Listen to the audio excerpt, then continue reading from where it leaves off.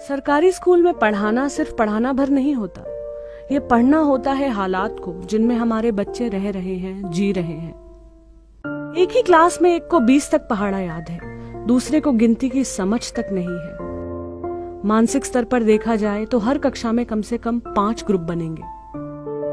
बच्चों पर हाथ उठाना बिल्कुल अच्छा नहीं लगता। चाहती हूँ कि वो स्कूल से डरे नहीं, स्कूल को प्यार करें, मगर कैसे? मैं उनको गिनती सिखाने की कोशिश करती हूँ, वो खिड़की से झूल रहे होते हैं। मैं वर्णमाला की पहचान कराना चाहती हूँ, वो पेंसिल से कटोरे पर संगीत की प्रैक्टिस में लगे रहते हैं। मैं चाहती हूँ वो फूल, पत्ती, तितली, बादल बनाए, पर कहाँ? न कागज है, न रंग है। रंग तो खैर कहीं नहीं है। चबी चीक्स, डिम्पल चिन, रोजी लिप्स, यह सब परी कथा की बातें हैं।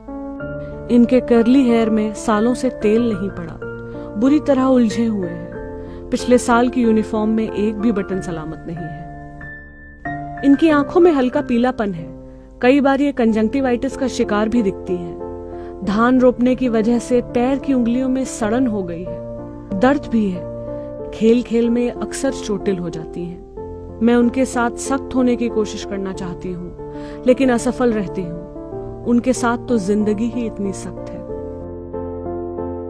स्कूल का हैंडपंप एक गड्ढे में है जिसमें बरसात का पानी भरा है। उस नल का पानी पीने का जी नहीं करता, लेकिन उन बच्चों के बीच घर से ले जाई गई बोतल का पानी पीना मुझे भीतर तक अश्लील दिखने के एहसास से भर देता है। जिस बच्चे को कॉपी न होने के कारण डपट कर पिता को बुलाकर लाने को कहा था, उसके पिता है ही नहीं।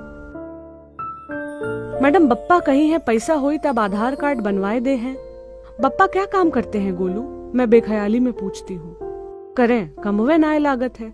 पिता इस समय खाली हाथ है, पैसे से भी और काम से भी।